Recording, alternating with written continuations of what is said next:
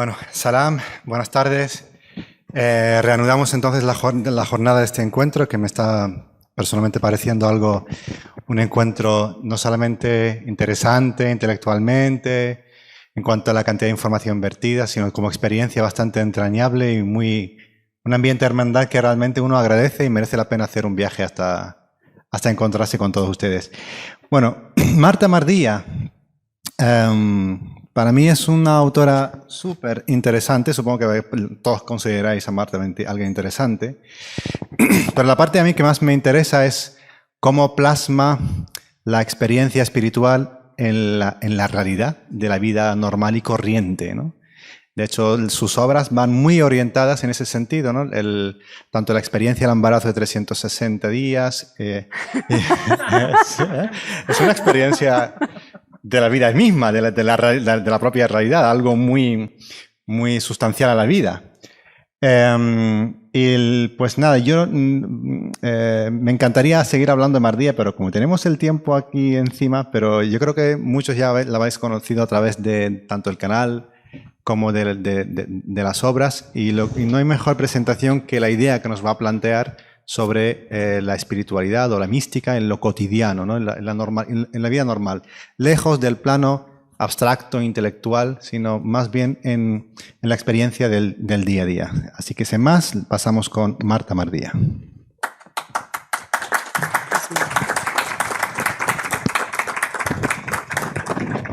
Te has colocado en primera fila, para que no me sienta sola. No me quiero perder. Muchas gracias, Hussein. Muchas gracias por estar aquí. Estoy muy contenta de estar aquí. Para nosotros ha sido una oportunidad de desvirtualizar hermanos de camino que hemos encontrado paradójicamente en una etapa de confinamiento en el que se nos ha recluido en casa.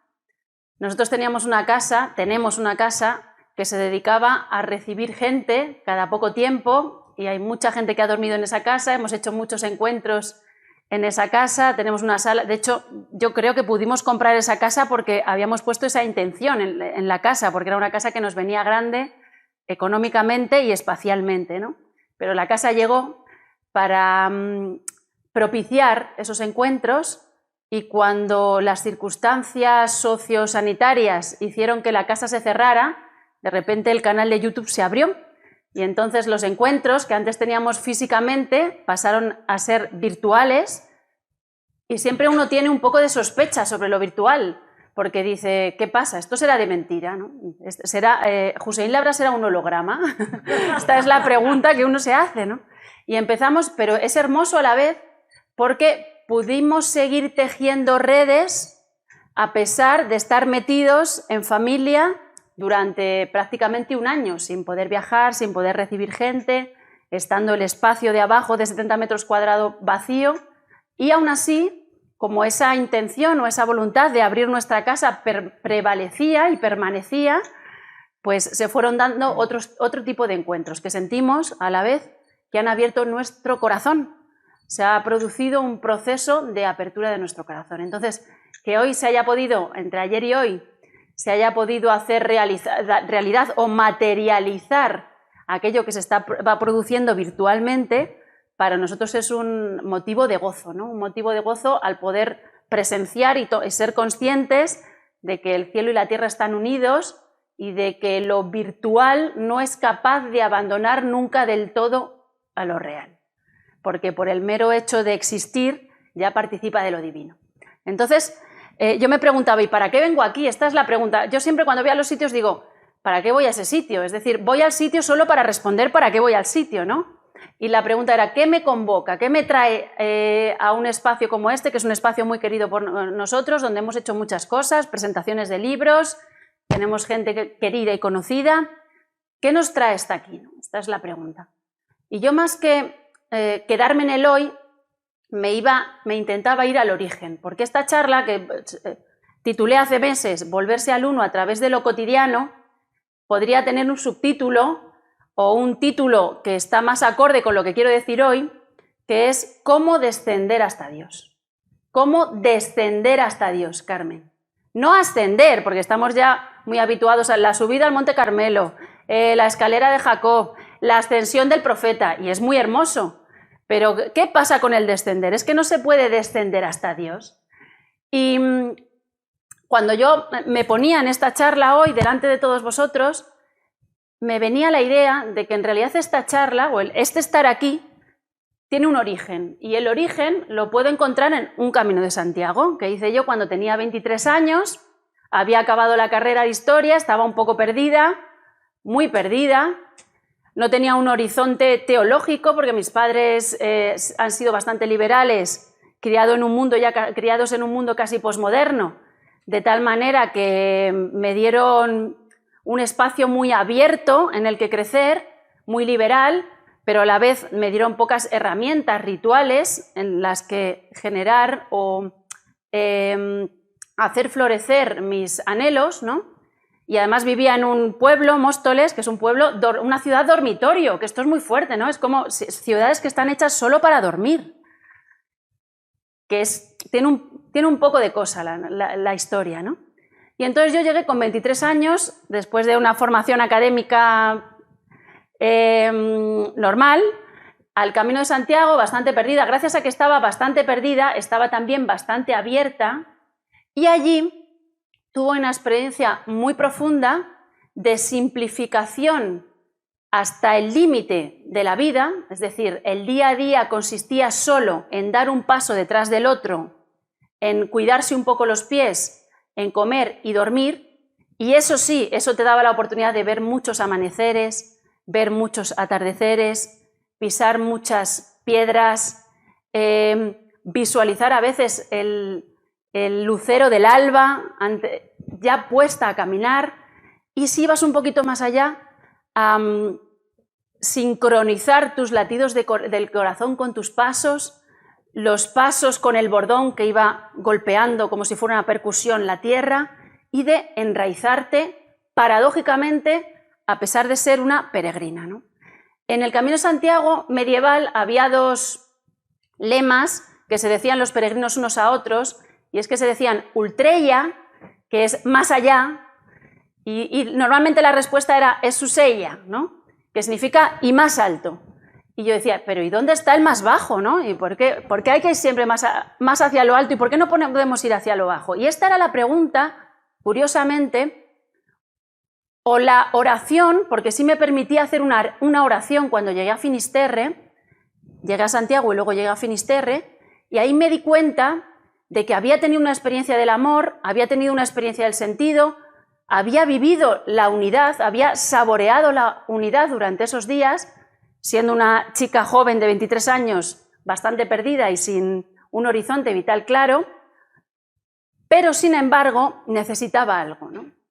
Y entonces lo que yo pedí allí en el Cabo de Finisterre, y lo recuerdo muy bien, lo que pedí fue concreción. Por favor, Dios mío, ayúdame a concretar todo esto que yo he experimentado peregrinando. ¿Por qué? Porque uno no se puede tirar toda la vida caminando. Es decir, la peregrinación es un paréntesis metafórico, hermoso, pero es un paréntesis que necesita un regreso. Y yo necesitaba regresar. Me podría haber quedado, o sea, casi me vuelvo loca, estuve a punto de volverme loca. Hay gente que se vuelve loca y se queda en Finisterre y se dedica a dormir por ahí en la playa. Igual alguno que ha hecho el camino los ha visto. Porque, claro, la peregrinación es tan poderosa que uno siente la tentación de dejarlo todo y volverse como el loco del tarot, ¿no? Un peregrino. Pero yo sabía que no, que quería regresar y que para eso necesitaba concreción. Y pedí concreción ese día. Pasaron pocos años, 2 años o así. Ay, es que me emociono cuando... Perdón. Pasaron unos 2 años y de repente yo me vi delante de la casa de un maestro sufí. Yo no tenía ningún interés por el Islam, a mí me gustaban los místicos cristianos, me gustaba el Camino de Santiago, amaba a Santa Teresa, mis abuelos vivían en Ávila, es decir, mi interés por el Islam era nulo. No solo no tenía interés por el Islam, sino que tenía prejuicios, los prejuicios de cualquier persona media contra el Islam, ¿vale? De tal manera que lo de hacerme musulmana no entraba en mis planes, ¿no? Pero me encontré delante de un hombre, un maestro espiritual, Maulana Sheikh Nassim, cuya forma de vivir era exactamente la concreción en la vida cotidiana de lo que yo había experimentado haciendo ese paréntesis metafórico que es el Camino de Santiago. Esto suena paradójico también, ¿no? Porque en Santiago luego se convierte en el mito, es genial, ¿eh? Porque luego se convierte en el mito de Matamoros, ¿no? Se convierte en el mito de la lucha contra el Islam. Santiago, de tal manera que se lo representa en un caballo blanco y con una espada. Es que es genial, ¿no? La paradoja, pero es que esto es, claro, esto es lo que nos habita, esa paradoja fundante ahí. Pues así, de repente vi un hombre que vivía exactamente como si yo pudiera concretar en mi vida cotidiana, es decir, en mi vida sedentaria, pudiera concretar todo eso que yo había experimentado en movimiento, caminando, con un origen y un destino, ¿no? En esa peregrinación. Y entonces, casi sin darme cuenta, pues entré ahí. Y eso fue lo que me enamoró. Y eso fue lo que abrió mi corazón poco a poco a una realidad que en inicio, pues de alguna manera rechazaba, ¿no? Pero seguimos. Muchas veces he tenido la sensación o la intuición, cuando Jesús habla de Dios, se refiere continuamente a Padre, ¿no? Y me ha dado siempre la sensación de que Jesús era un ser humano más bien femenino en búsqueda de un Dios Padre, de un Dios más bien masculino. Es más, Ibn Arabi dice en los engarces de la sabiduría que la Rahma tan pura que tiene Jesús depende de que su humanidad se debe solo a una madre, a que no tiene padre humano. Es hermoso. Y el profeta Muhammad para mí era casi lo contrario. Es verdad que él era huérfano de padre y enseguida fue huérfano de madre también. Pero mi sensación es que el profeta Muhammad buscaba sobre todo la dimensión materna de la divinidad, ¿no? De tal manera que cuando empezamos todo esto lo han comentado Carmen y Hussein mucho mejor que yo, entonces estoy aquí un poco atrevida, pero si me equivoco me podéis corregir, no tengo ningún problema de que me corrijáis.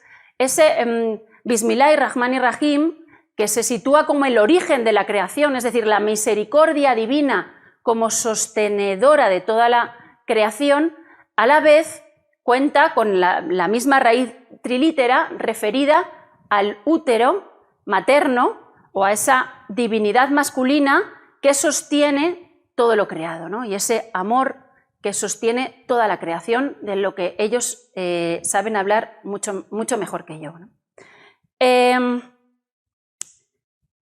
¿Y por qué quería descender hoy? Pues quería descender hoy desde ese lugar, ¿no? Querría volver, en vez de irnos al destino, en vez de realizar una ascensión, quería volver al origen, porque es el origen el que nos sitúa en esa misericordia y el que nos permite desplegarla también en nuestra vida. Voy a explicarme un poco. El año pasado me encargaron hacer un libro ilustrado para una editorial cuya vocación es la de crear libros ilustrados sobre contenido espiritual.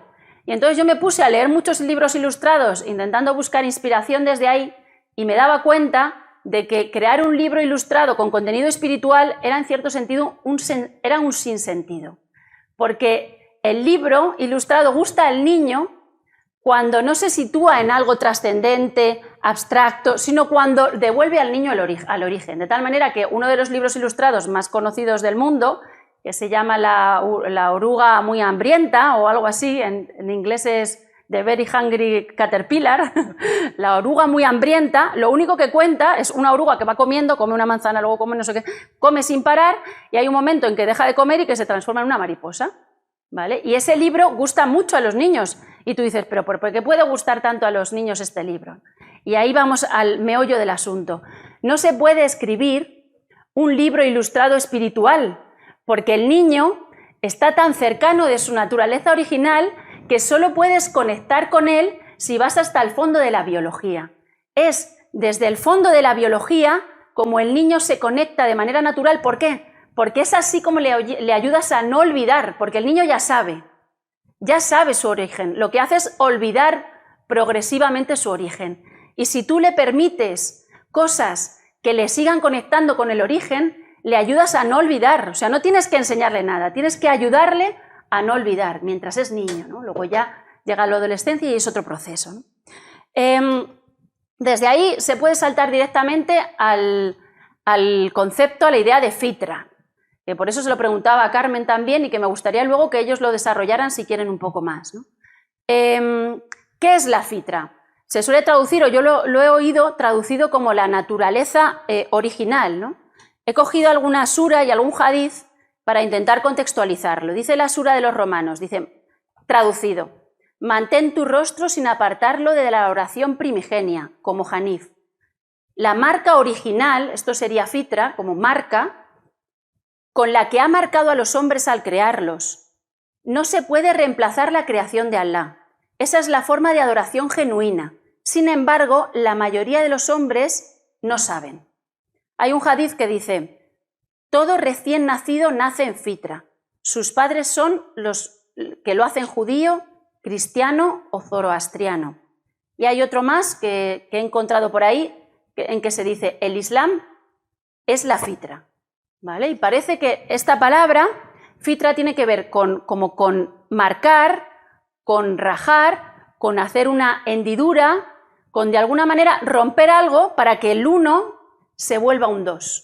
Y entonces, ¿qué sería la fitra? La fitra es poder remontarnos a los orígenes y al momento justo en que se produjo la división, porque si podemos remontarnos hasta allí, veremos que esa división o esa dualidad se hizo desde el 1. Hay un 1 primigenio que gestó dentro de sí esa dualidad y entonces, remontándonos hacia atrás, podemos volver a ese origen o a esa unidad. Esto se observa, de nuevo en biología, se observa de manera muy clara. Yo he tenido 5 hijos y esto se puede ver perfectamente. El momento en que una madre pare a un hijo, el hijo está alimentado a través del cordón umbilical, de tal manera que ese cordón umbilical lo hace a su cuerpo uno con el cuerpo de su madre. Y el momento del nacimiento es justo el momento en que el niño sale a la luz, abandona el cuerpo de la madre y entonces se le corta el cordón umbilical. Sin embargo, al principio, los primeros meses, a veces los primeros años, el bebé, para estar bien, necesita no olvidar del todo ese momento en que está unido al cuerpo de la madre, de tal manera que cuando le das pecho a tu hijo, estás recordando esa unión original. Cuando el bebé pide un chupete, el chupete es un sustituto también de esa unificación original que tenía con la madre. Cuando el bebé necesita que tú lo acunes, necesita que lo acunes porque ese ritmo conecta también con el latido del corazón de la madre y lo lleva a recordar de nuevo esa unidad con la madre, ¿no? Entonces, biológicamente se ve esto muy claro, pero no solo biológicamente. Vamos a la mitología, vamos a los grandes mitos grecolatinos sobre el tejido, que es hermosísimo. Podemos repasar, por ejemplo, a Ariadna, ¿no? No sé si sabéis un poco la historia. Hay un laberinto en Creta, en el medio del laberinto hay un minotauro, un monstruo, y hay un héroe, un chico joven, apuesto y muy valiente, que se llama Teseo, que se compromete con entrar al centro del laberinto, matar al minotauro y regresar vivo. Imaginaos eso, qué respiro para la ciudad, ¿no? Y entonces la hija del rey, que se llama Ariadna, es una tejedora, se enamora del héroe, como no se iba a enamorar de alguien tan valiente, y le dice: yo te voy a dar un hilo, tú vas a entrar al centro del laberinto, vas a matar al minotauro y luego vas a poder salir, porque con el hilo que yo te doy, lo único que tienes que seguir es al hilo. Es muy fácil salir del laberinto si sigues conectado con el origen, ¿no? De tal manera que esto sucede, que él llega, entra en el laberinto, mata al minotauro, regresa y puede regresar porque Ariadna le había dado el hilo de tal manera que seguía conectado al origen, ¿no? A través de ese hilo. Ella le hace prometer que se va a casar con ella al regresar y él quiere cumplir su promesa, parten en barco, pero de repente llega el dios Dionisos y le dice a Teseo que tiene que abandonar a la jovencita porque no está destinada para él. Él duda un momento, al final la deja, se queda abandonada en la isla de Naxos. Imaginaos cuando ella despierta, porque estaba dormida, y ve al fondo, alejándose en el mar, a su amado Teseo, y ella ¿qué hace? Llorar desconsolada. ¿Qué es lo que la mantiene con vida? Seguir tejiendo. Seguir tejiendo la mantiene con vida. Es lo mismo que el mito de Penélope. ¿Qué hace Penélope? O la historia de Penélope. Su marido, al que ama, se ha ido a la guerra. Y es posible que no regrese, pero ella necesita mantener la esperanza. ¿Y qué hace? Teje por el día y desteje por la noche porque se acababa de tejer su jersey, tendría que dar a su marido por muerto y casarse con otro de sus pretendientes. Como ella no quiere abandonar la esperanza, teje por el día, el tejido, y desteje por la noche. ¿Y de qué nos habla esta esperanza? Porque Ariadna luego viene y se casa un dios con ella. ¿De qué nos habla esta esperanza? Hay gente que piensa que la esperanza es como una especie de confianza vacía en el futuro. Decido creer en el futuro. No, esto es un error.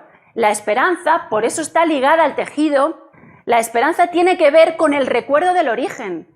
Si tú no has abandonado ese hilo que te hacía estar conectado, aunque seas dos, aunque estés en el dos, en el mundo de la dualidad, ese hilo que te mantiene conectado con el origen, si no has abandonado ese cordón umbilical con tu madre, con tu dios madre, con tu diosa madre, si no lo has abandonado, entonces tienes esperanza.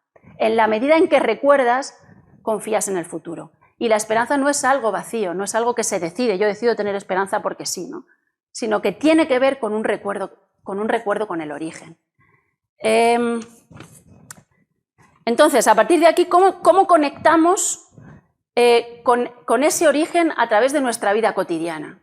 Para aquí sí que me voy a poner un poco reivindicativa porque es algo que creo que estamos perdiendo y que necesitamos en el mundo en el que vivimos, especialmente, que tiene que ver con el cuidado del hogar. Por eso he encendido un poco de fuego, ¿no? Un poco de fuego que nos alimente. ¿Qué es el fuego? El hogar tiene que ver con la hoguera, con el fuego y con el cuidado. Cuando hablaba antes de la peregrinación, el estado del peregrino es lo contrario del estado de la madre, ¿no? Es curioso porque yo en mi vida, para poder regresar del Camino de Santiago, lo que he tenido he necesitado tener experiencias de maternidad durante muchos años, ¿no? Eso es lo que me ha permitido regresar de verdad. El cuidado del fuego del hogar, que al principio ese fuego, en épocas tribales, ese fuego era real, es decir, la tribu se sustentaba en torno a un círculo y a un fuego en el centro que se convertía en el centro espacial y que permitía a la comunidad, porque todos se situaban alrededor, y permitía cocinar, permitía resguardarse del frío y también permitía tener luz por la noche. Es decir, que el fuego no es algo así baladí, ¿no? Que lo cogemos porque sí, como símbolo, porque queda muy New Age o muy guay y qué espirituales somos, ¿no? Sino que tenía un poder muy fuerte. En la medida en que hemos ido artificializando nuestras vidas con la tecnología, hemos perdido esa conexión con el fuego. Pero es esencial recordar que desde lo biológico, desde lo real, desde lo material hasta lo simbólico, el fuego es el que sustenta el hogar. ¿Cómo lo utilizamos esto como metáfora para entender nuestro día a día? El cuidado del fuego es como el tejido también. Es decir, nuestra vida se produce todos tenemos una casa en la que vivir y algunos vivimos solos, otros vivimos en familia, otros tenemos pareja, otros vivimos con nuestra familia de origen. Cuidar el fuego del hogar es desarrollar el amor a cada acto que se produce ahí. Y eso, normalmente, tradicionalmente, eso es algo que hacen las madres, ¿vale? Es algo que tradicionalmente han hecho las mujeres, ¿no? No tiene por qué hacerlo solo una mujer, lo puede hacer un hombre también, pero tradicionalmente es un papel que han hecho las mujeres y que de alguna manera en esta sociedad, con el ritmo vertiginoso que llevamos, los horarios de trabajo imposibles, pues esa tendencia a llevar a los niños a las instituciones educativas desde muy pequeños, de alguna manera ha tendido a irse perdiendo, ¿no? Y es totalmente necesario que podamos cultivar ese amor desde el hogar. Cada uno como pueda, cada uno pues adaptando sus horarios y con un ritmo lo más natural posible también. Eso por un lado. Y por otro lado, ¿qué podemos hacer con los niños? Porque esta es una pregunta también muy interesante, ¿no? Y es algo que me preocupa mucho porque soy profesora de instituto y lo sufro. O sea, es algo que sufro mucho. A ver cómo me explico. Esto tiene que ver también con el concepto de velo, ¿no? La realidad es una realidad metafórica. Yo suelo decir que los seres humanos somos metáforas de lo divino en camino. Metáforas de lo divino en camino.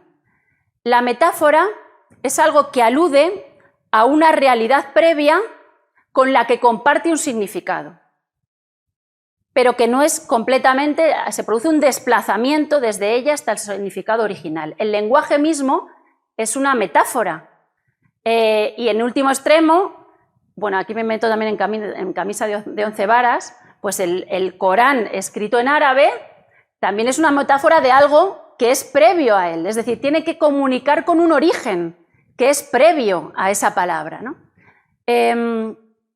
Entonces hay un juego metafórico que nos puede acercar cada vez más a lo real o lo contrario, un juego metafórico que lo que hace es velar cada vez más nuestro contacto con lo real y por tanto nuestro contacto con la naturaleza original.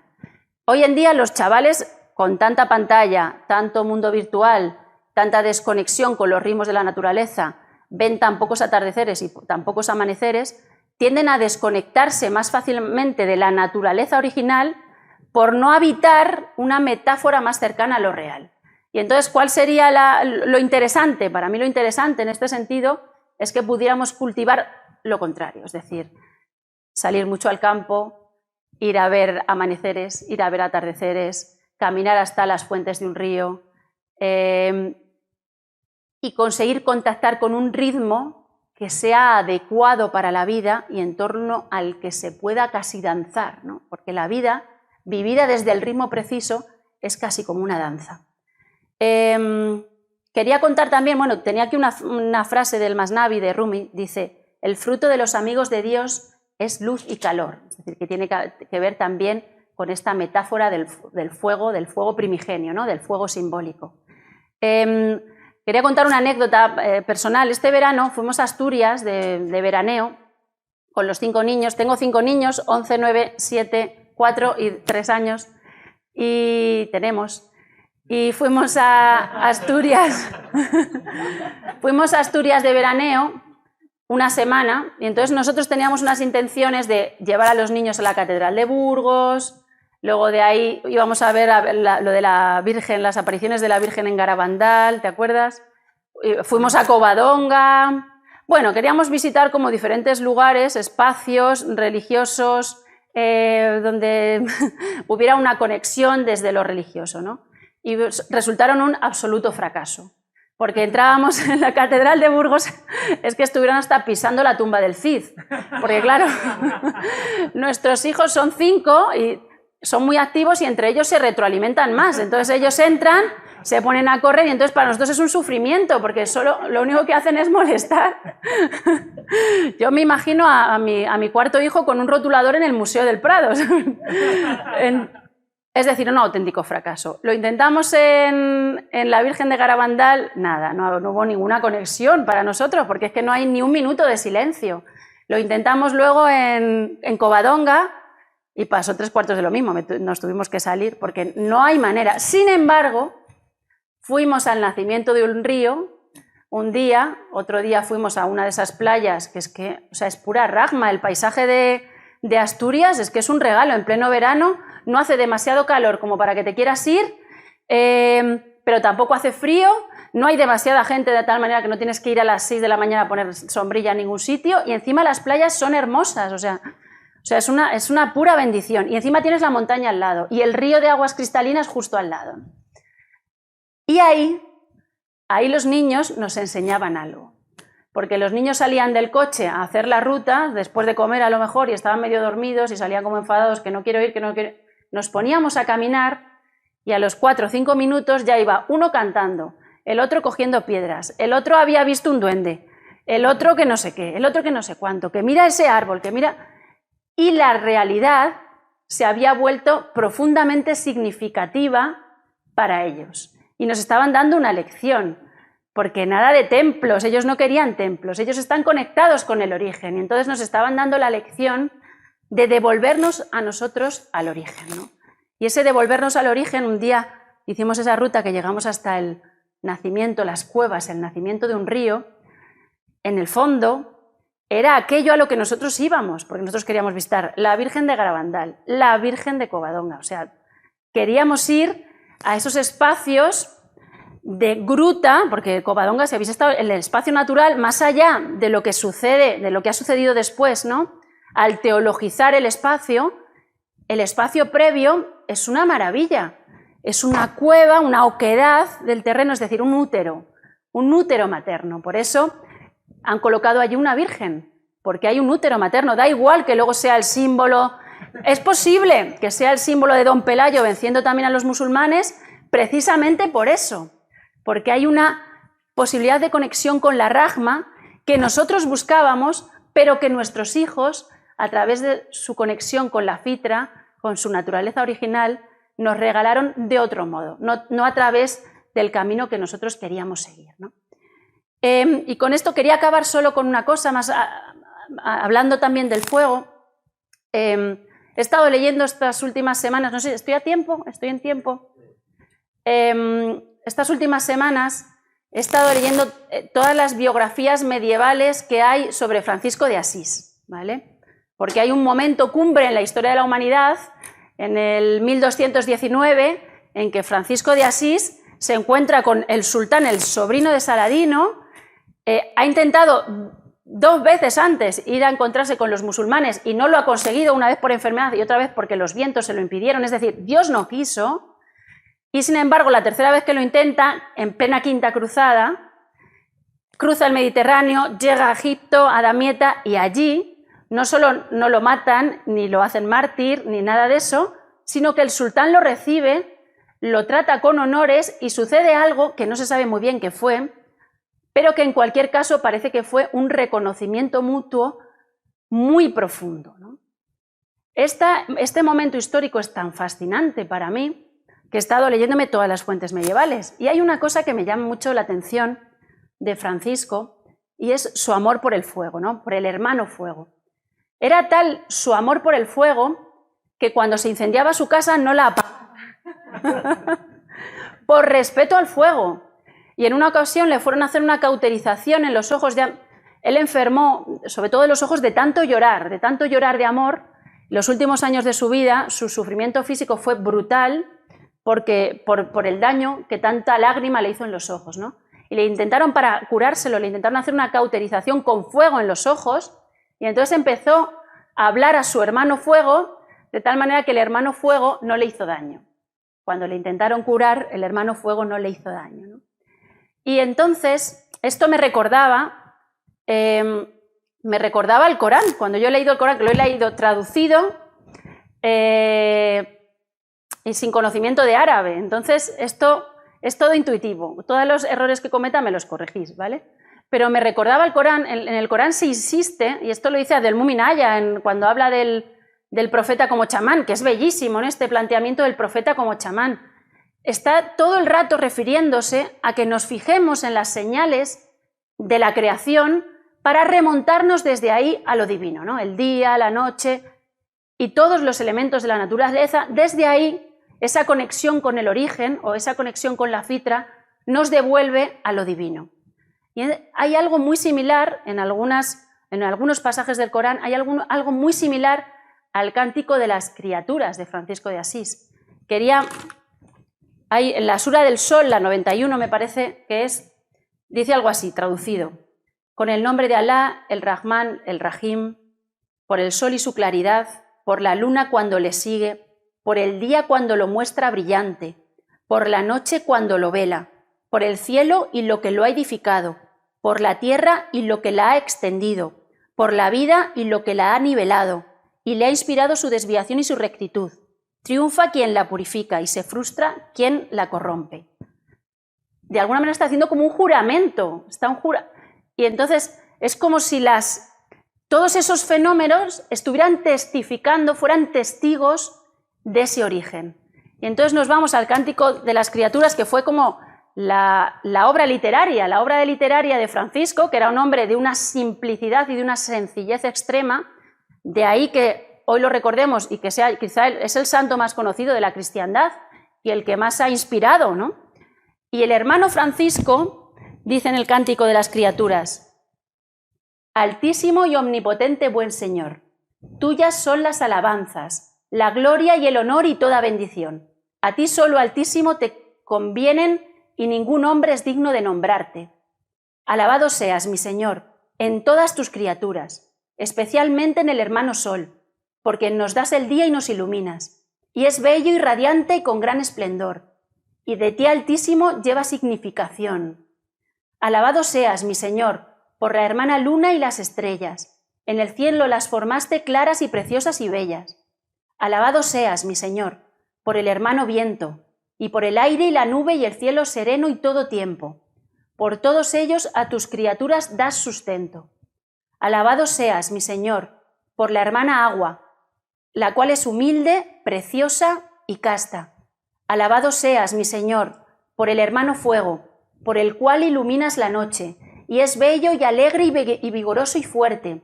Alabado seas, mi Señor, por la hermana nuestra Madre Tierra, la cual nos sostiene y gobierna, y produce diversos frutos con coloridas flores y hierbas.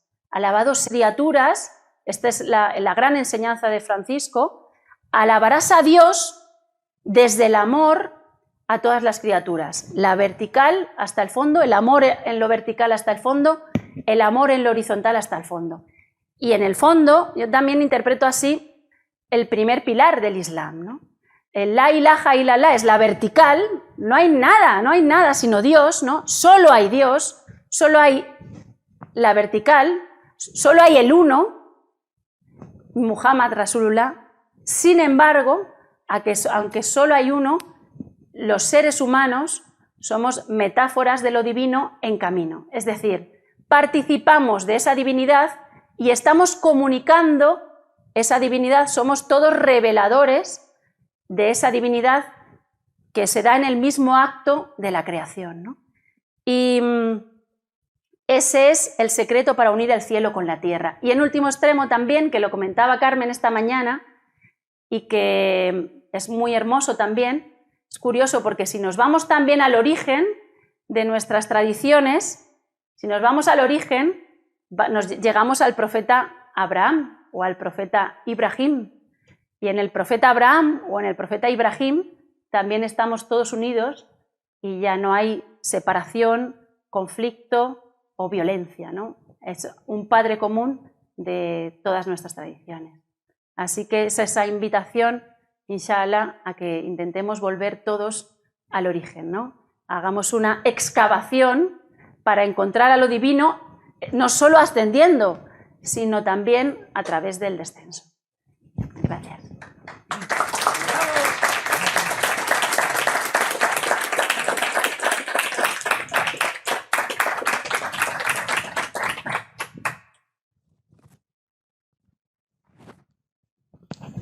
¿Puedo hacer yo la pregunta? Vale.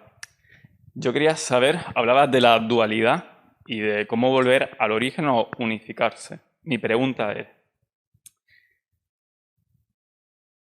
¿llegar a unificarse es un estado o es un camino al que nunca se llega por nuestra condición humana? Pues las dos cosas a la vez.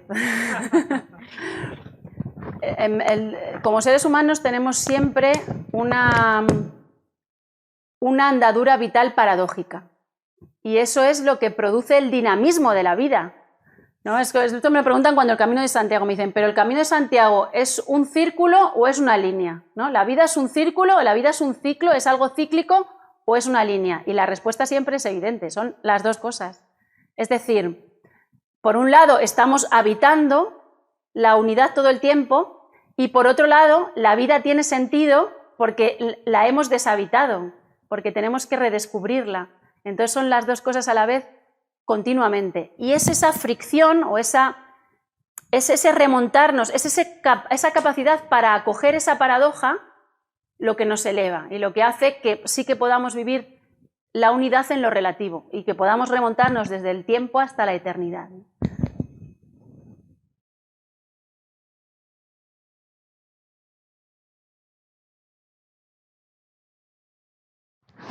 Hola, yo te había preguntado antes sobre la individual, o sea, la unidad. Quería preguntar como el ego, si dejándolo a un lado y experimentando la vida desde el alma, y si todos somos uno, ¿no sería el propósito es llegar a Dios? O sea, el propósito sería llegar a Dios. ¿No sería si el alma cuando se purifica es Dios mismo? O sea, que Dios está experimentando la vida en nuestros cuerpos. No sé si me he explicado. Sí, sí, perfectamente. Sí. Gracias. Claro, en la medida en que uno se va purificando, o sea, el fondo de uno es Dios, ¿no? Llegar al fondo de uno mismo es llegar a Dios. Pero a la vez hay unas capas de polvo que no nos permiten estar en ese estado, ¿no? Entonces, en la medida en que vamos desempolvando esas capas o esos velos que no nos permiten estar en la experiencia directa de Dios, pues nos vamos acercando más, ¿no? Es curioso porque sí somos capaces de ver, yo creo que sí somos capaces de ver cuando nos estamos acercando. Hay señales en nuestra propia vida cotidiana que nos indican que estamos más cerca que antes, ¿no? Pero a la vez no se alcanza nunca del todo, porque si no la vida dejaría de tener interés. La vida tiene interés precisamente porque uno no lo alcanza nunca del todo, ¿no? Y luego esto que decías del el ego, el alma, bueno, ese es un tema interesante también, ¿no? Porque hay a veces, yo creo, por lo menos yo en mi experiencia, el ego toma muchas facetas y muchas caras, ¿no?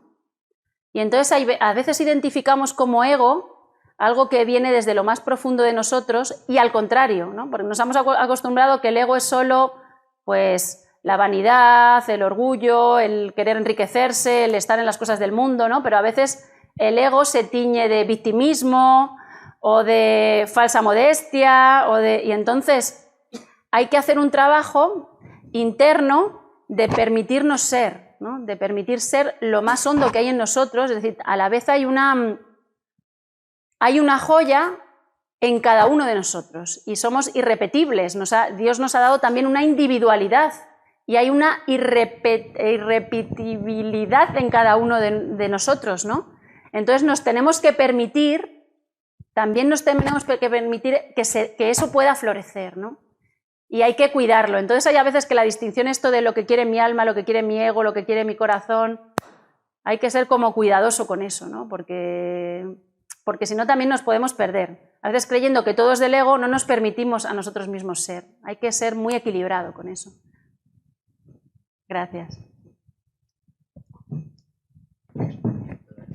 Bueno, María, me alegro mucho de coincidir contigo, ya que coincidimos en la misma editorial, en la editorial Fragmenta.